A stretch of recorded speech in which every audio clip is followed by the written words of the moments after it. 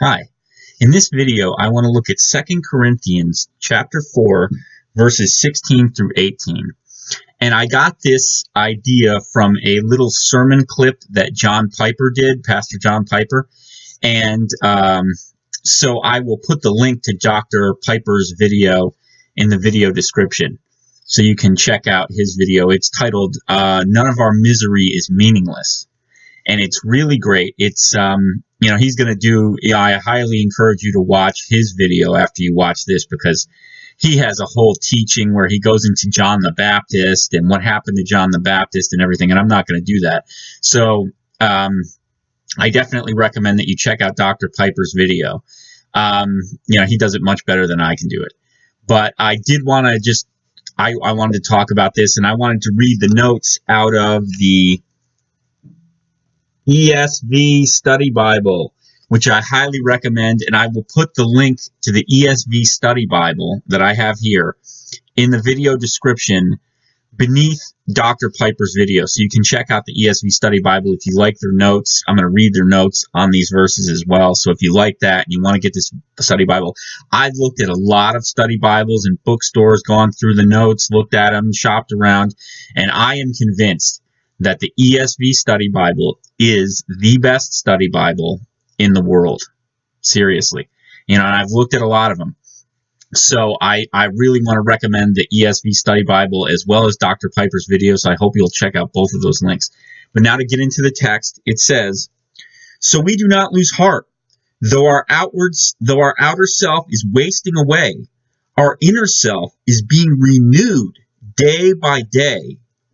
For this light, momentary affliction is preparing for us an eternal weight of glory beyond all comparison.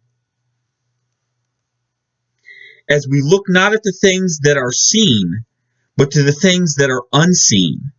For the things that are seen are transient, but the things that are unseen are eternal." So that's a really great verse, and he's talking about the fact that, as he says, for this light momentary affliction is preparing for us an eternal weight of glory. So we will be rewarded in heaven, for going, for being Christians and going through suffering and going through that suffering as a Christian, loving the Lord, despite the fact that things are going wrong in our lives. It says we will get an eternal weight of glory for going through those sufferings as Christians. So that's just really encouraging, for anybody who's, got any difficulty that you're going through in life. And so now I'll read the notes on that. The note on chapter 4, 2 Corinthians chapter 4, verse 16 it says, outer self, inner self.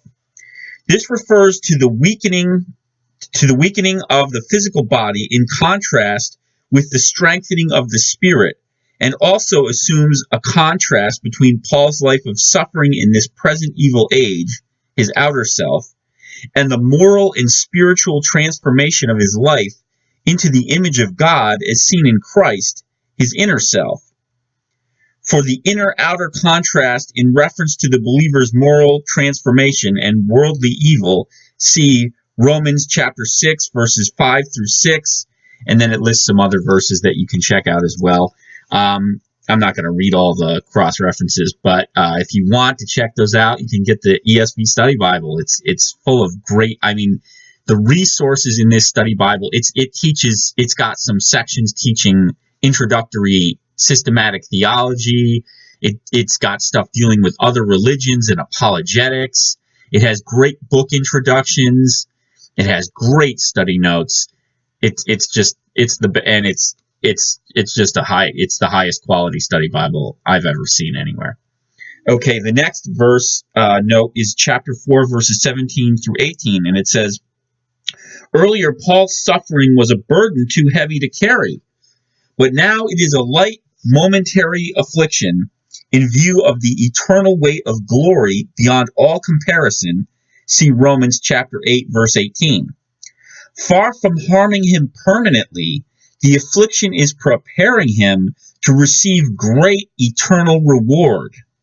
Affliction does not by itself bring this benefit, however, but only as it is seen in the light of God's eternal perspective. As we look not to the things that are seen, i.e., Paul's suffering and all the shortcomings of this present age, but to the things that are unseen, the full restoration of all things at the resurrection to come, and the sure fulfillment of God's purposes for history, transient and eternal. This contrast shows that eternal, literally belonging to or characterized by the age to come, refers not to timelessness, but to that which lasts forever. So our eternal weight of glory will last forever. It'll never go away. When you are going through suffering and you know that God is going to give you an eternal weight of glory for going through that suffering as a Christian, that eternal weight of glory that you get lasts forever. You don't lose it. It's not like, you had an eternal weight of glory, but you were in heaven and you made some mistakes and now your eternal weight of glory is gone. The eternal weight of glory lasts forever. You can never lose it. So that is really encouraging. And I just thank you so much for watching my video here. Again, in the video description, Dr. Piper's video, None of Our Misery is Meaningless, is a great short video where he brings out a lot of great stuff on this. And the link below that is to the ESV Study Bible, I believe the finest study Bible in the world. And I hope that you'll take a look at those. And thanks so much for watching my video. Take care.